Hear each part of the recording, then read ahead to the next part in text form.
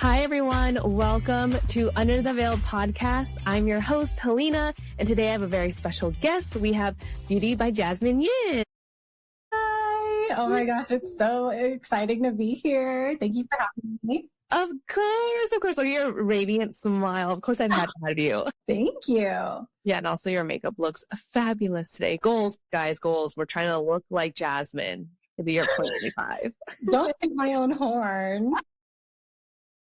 I will always hype you up. Just like how I hype up my couples, I hype up my vendors too. Awesome. Well, I pretty much wanted to bring Jasmine in today because we have some fun tips and tricks for our couples out there regarding hair and makeup, but also we have a little bit of tea from a girl who on TikTok apparently washed off her entire hair or makeup trial. No, not makeup trial, actual makeup. For her wedding. And so we wanted to talk about that. But really quickly, before we get into the tea, I wanted to give a quick introduction, or actually I'll let Jasmine give herself an introduction. So hi, everyone. My name is Jasmine. I have been a makeup artist for the past 10 years, servicing the Bay Area, which is very exciting. I can't believe I'm in the double digits. I don't know how I got here, but we're here.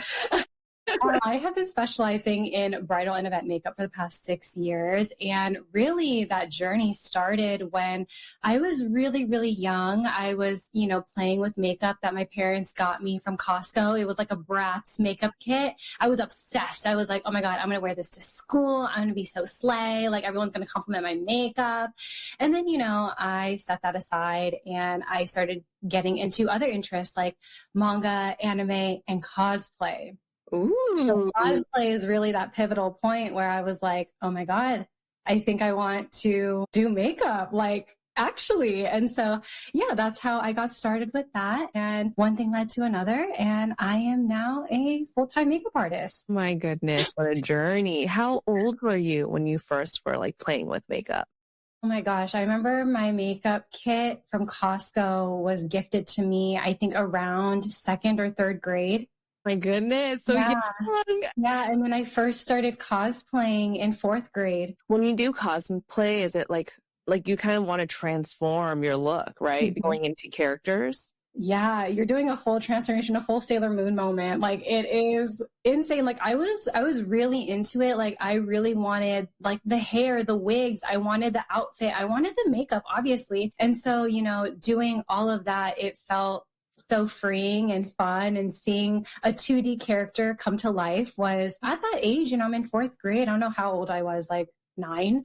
At 9 years old, you're like, this is so amazing. Yeah. You're like, how did I turn from this to this? That's awesome. Actually, a little fun fact. I was really into makeup like in middle and high school. So my sister is 7 years older than me. So she kind of introduced me to MAC when I was really young. And so like I watched all the beauty gurus on YouTube, like Michelle Phan, Bubs Beauty. I don't know if you remember her. Yes. Or like Jen. I forgot what her handle was back then.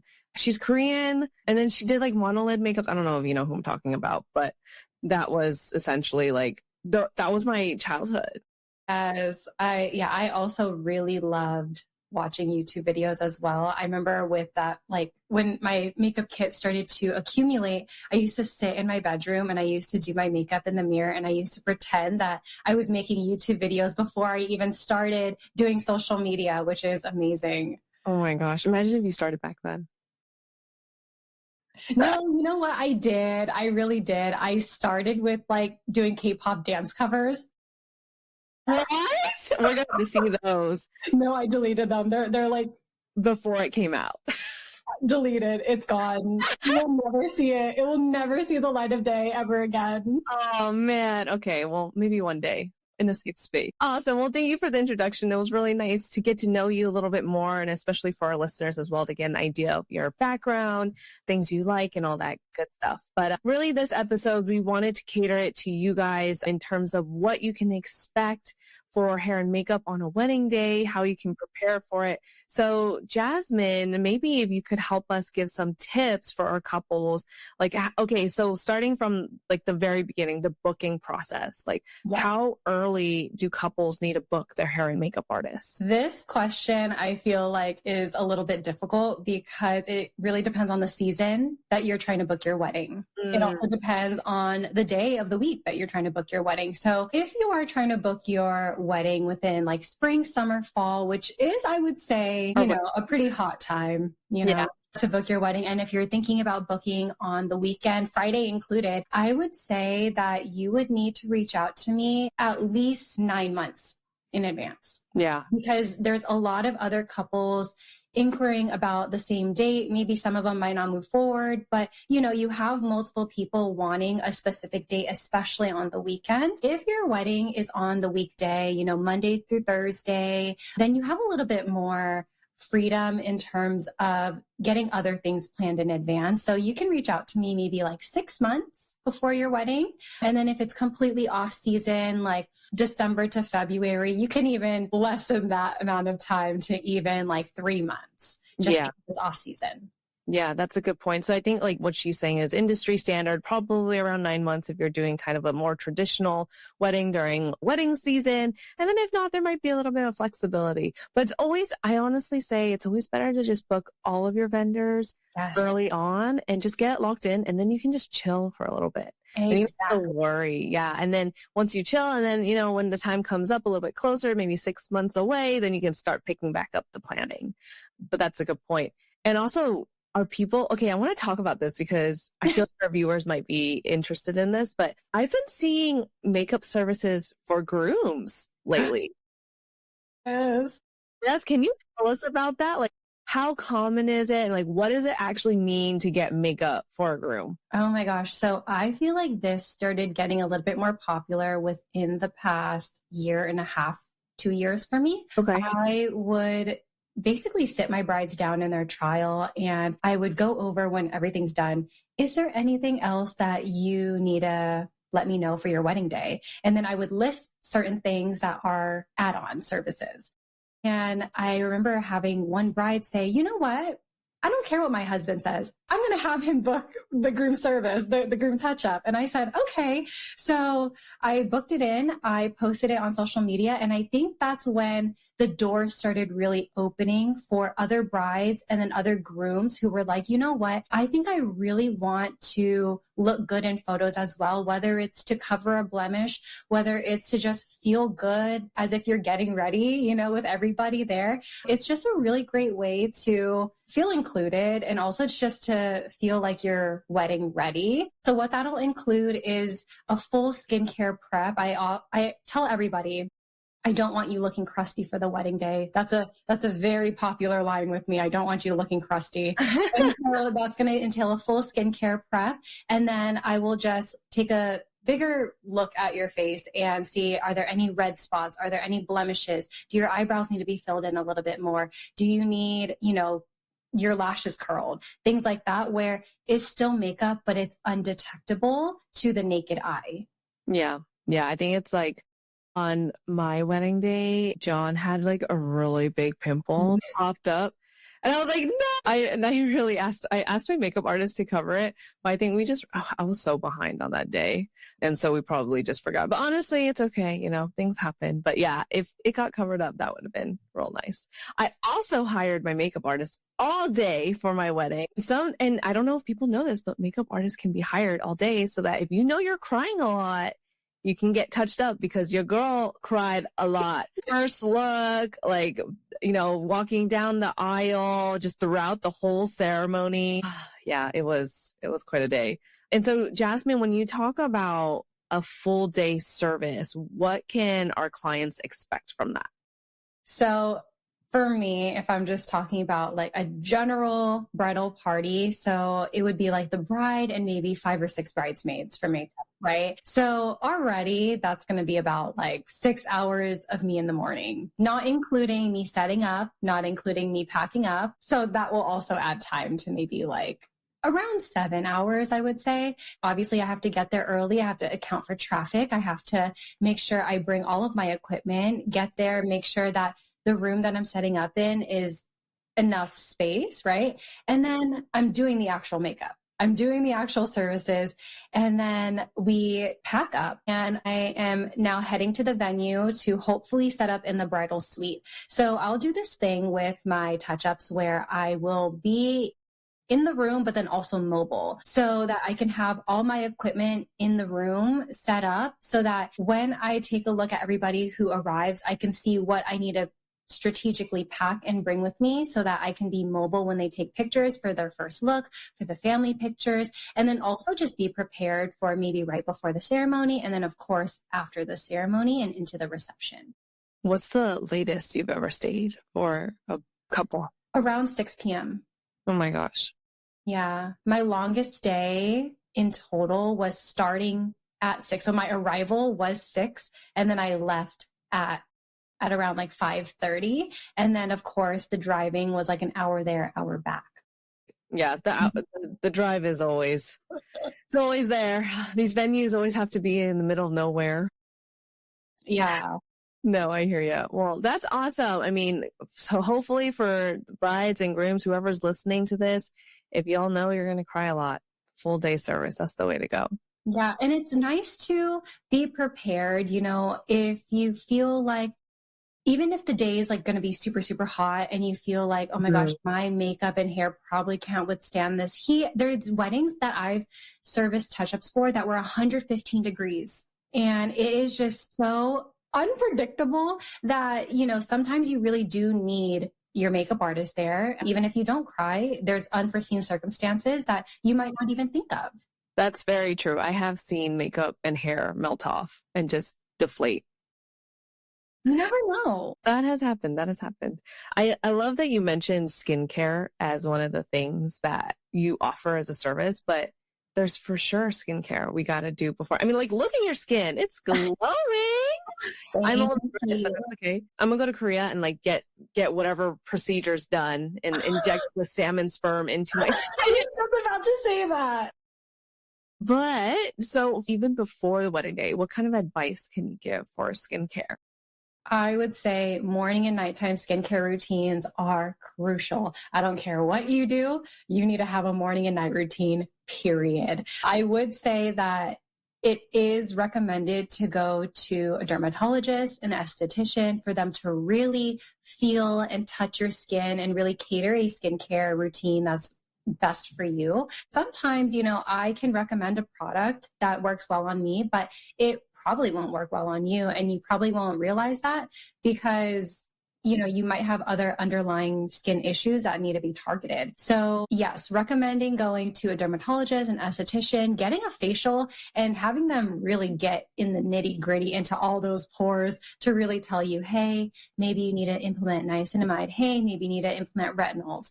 Things of that nature. Yeah. So yeah, having a morning and nighttime routine, and especially one that implements a lot of moisture. I can't emphasize moisture enough. Even if you're oily, I don't care. You need it. You need it. That's true. Like the myth has been debunked. So, you know how they're saying like, okay, if you have oily skin, you don't need moisturizer, but you still do. You still do. Yeah, of course. Keep a morning night routine with full of hydration. But if you really want to pinpoint your skin issues, go see a professional. And start early because like, I think I made the mistake of like, okay, I'm just going to get the facial done like a week before my wedding and then I should be good.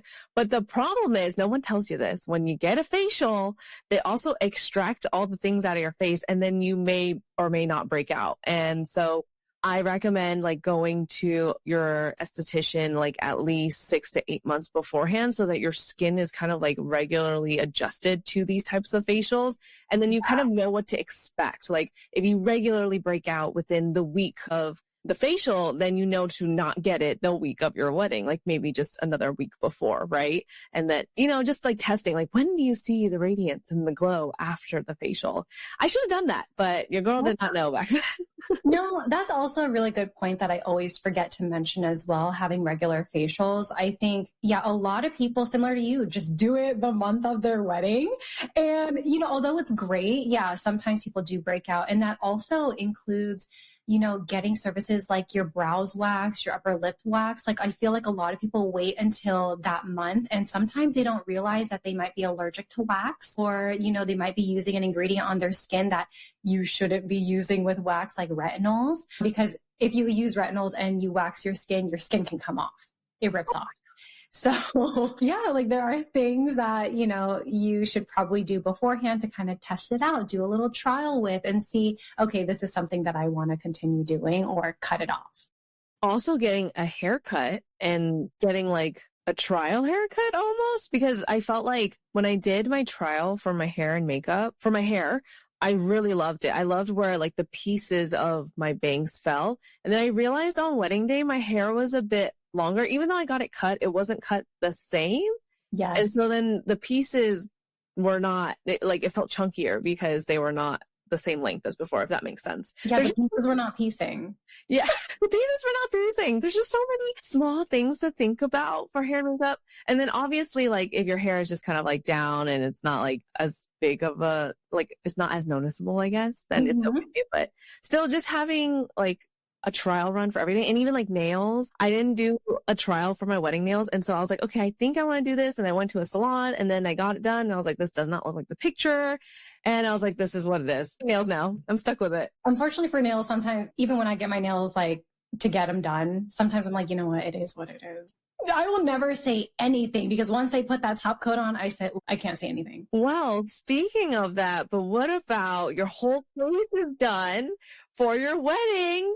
And they don't say anything, but then they wash it off. Okay, I'm a hypocrite. I literally said I don't say anything about my nails. But you know what? Nails, I think I would say I'm a little bit more like flexible on because I trust my nail girl. I trust her with my whole heart. Makeup, however, it is another level because it's vain. You see yourself the way you see yourself. And I was kind of talking to one of my clients about this, how we all have some sort of delusion and we all have some sort of it's like some sort of body dysmorphia where we sometimes will think like, oh, I look really hot today. And then someone will take a picture and you're like, oh my God, am I really that ugly? But yeah, so sometimes if you're not used to seeing yourself a certain way, sometimes you can feel ugly and sometimes you can feel like you don't look like yourself. And sometimes that's something you need to communicate with your artist, like during the trial. And that is a hard conversation to talk about, especially if you're a people pleaser.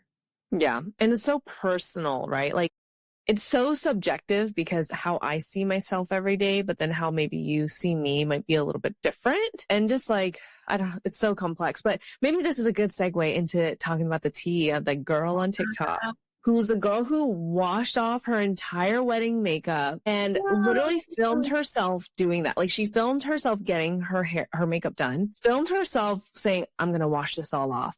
And she's like, I can't wait to make a TikTok about this.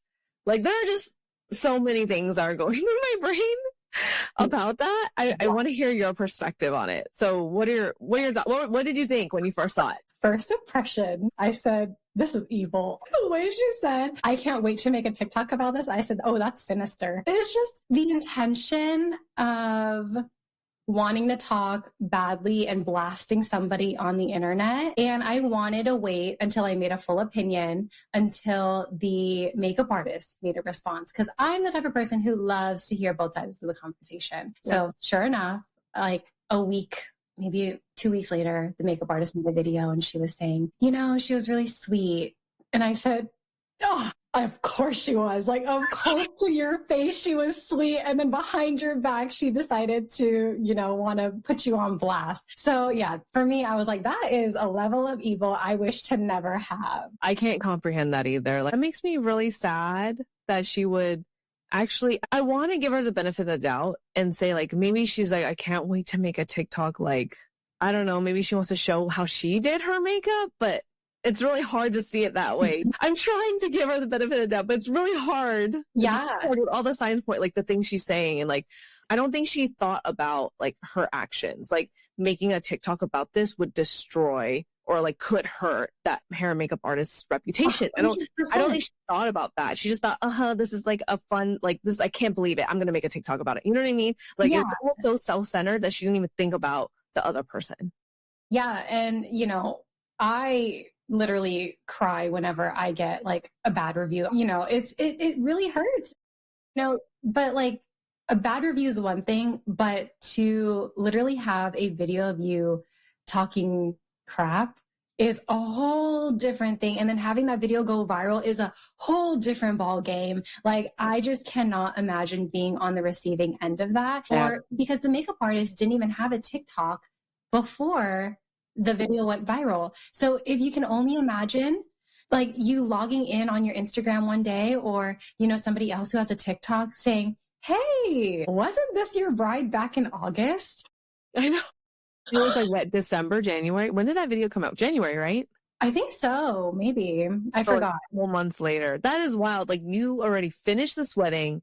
It happened. You thought it went amazing. The bride said she liked it. And then bam, 4 months later, you get this video and she's like, Yeah, I don't know about you, but I'd pass away. You're like, nope, that's it. I'm done. The soul is already like gone out of my body. Oh my God. Yeah. And the response that the makeup artist had, like, it was so sweet and genuine too. Like, y'all have to find it. If you are listening to this and you have no idea what we're talking about, you have to find. I don't know if it's still available, actually. I think she deleted her video, the original creator, the bride. I think she deleted her video. But the makeup artist, does she still have the response? I'm not sure. I haven't checked. But she did gain an enormous amount of following, as she should. As she really should. And I hope that her business continues to grow and thrive and flourish. Yeah. I mean, some weird twisted way, maybe this was meant to happen for her. I don't know. Yeah, sometimes weird things happen. And that was for sure weird. Do you have any horror stories kind of like that? Movie night. I sure do. Like, oh my God. Okay. Let's hear the trauma. Let's hear the trauma. Okay, so for today's trauma dump, we're gonna go back into a wedding that I had actually in 2024.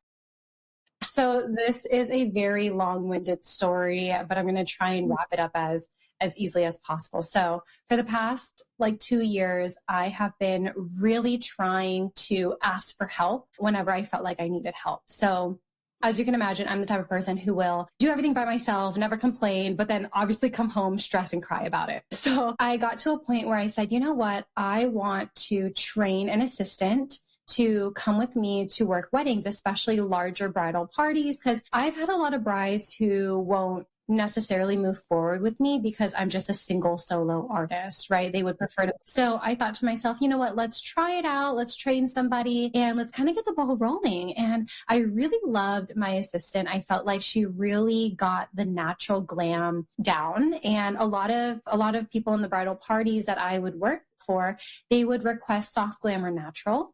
Mm-hmm. And so I was like, you know what? That's perfect. I'll do soft glam. She'll do the natural. It'll be great. There was a couple bookings where we did hire her for hairstyling as well. And I would say that she, in terms of hair, was more on the beginner side, but I would overwatch her and I would make sure that if anybody wanted any changes, I would make those changes. Right. Mm-hmm. You would just have to communicate that with me. Big word, communication. So I get reached out to a bride. And she's saying, hey, I have about 10 people who want hair and makeup. So 20 services, which is huge. And so I told her, I said, hey, since your bridal party is really big, I recommend one of two things.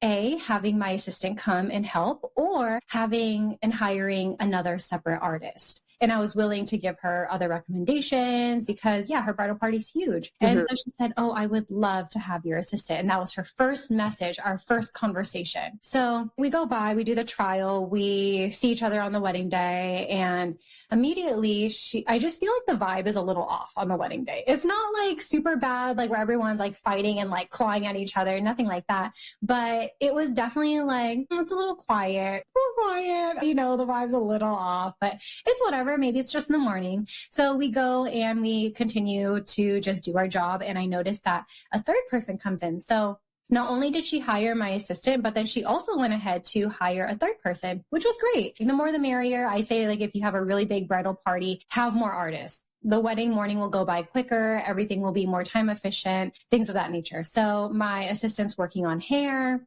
and everything looks good. I'm keeping an eye on her. Like I said, finally the wedding's done, come back home, and I don't hear anything from the bride until a month later. She sends me a text and she goes, "Hey, I'd hate to write a bad review, but," and my heart, I'm sorry, fell out my ass. Like, I was so scared. I was so nervous because I was like, it's been a month since your wedding and you come at me hot with, "I would hate to write a bad review." So what did I do? What happened? I'm trying to assess the situation, and she's basically saying how she didn't like the way that my assistant did one of her bridesmaids' hair.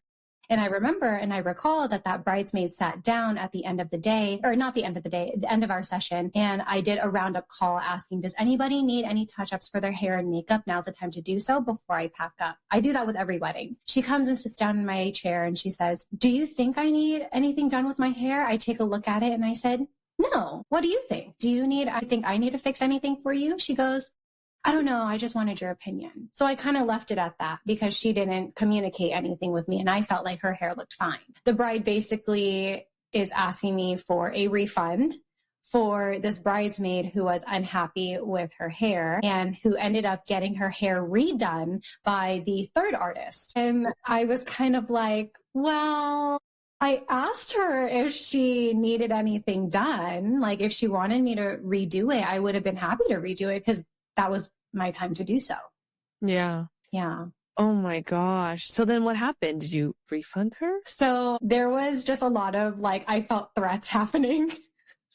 And I was like, I was really in a pickle and I was having an anxiety attack. And I think I just wanted to get the situation assessed as quickly as possible before things escalated. And I wasn't in a clear state of mind to say to myself, we rendered the service. Your wedding's done, and unfortunately, if the client cannot communicate with me, there should be no refunds.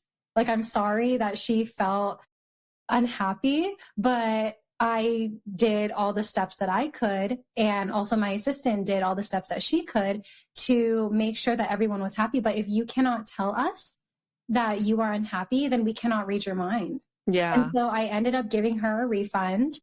And after I talked to my sister about it, because my sister's older, she was like, "Why the hell did you give her a refund?" Listing everything that I just said here. And I said, you know what? I was like, you know what? I got scared and I've never been in a situation like that before.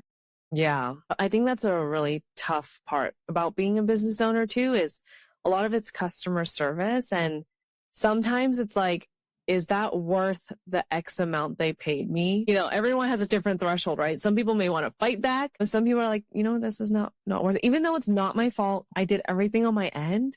That was that stress and the amount, like the threats that were coming, that's not worth it. Yeah. And so I immediately revised my contract. There you go. Yes. Perfect. Beautiful. Yeah. And I had to cross check it with so many people. And it was so stupid because the contract basically says, like, I'm not responsible for other people's work. I think you could probably have verbiage in there too that said, like, as if I X, Y, and Z, right, I'm doing all the checks and no one communicated anything to me, you cannot come back to me later and say you didn't like it and you want a refund. Yes. So yeah, that's basically. It is just crazy that you have to have certain things in your contracts because I don't know, sometimes I'm like, isn't it common sense? But sometimes, you really do need it in writing to make the common sense common, I guess. Oh my gosh. Well, I'm sorry that happened to you. Yeah. I mean, I think that one definitely was the one, like, Bridezilla story. Is it a Bridezilla story? I'm not even sure. But one story that I think really shook me to my core. I sat with my thoughts for about a month thinking, what could I have done better? How could I improve my business? How could I make sure that my other clients don't, yell at me or threaten me? Like, it's really difficult because I don't have coworkers. I just have me and my thoughts and my brain. So to make those, like, decisions about my business, it's all on me. Yeah. Is there a community of, like, Because for photographers, I feel like I'm very lucky. I feel like I found like a group of girls where I like love and adore, and we all just kind of will bounce ideas back off to each other, or maybe we send referrals to. Do you have like kind of a community like that for hair and makeup artists?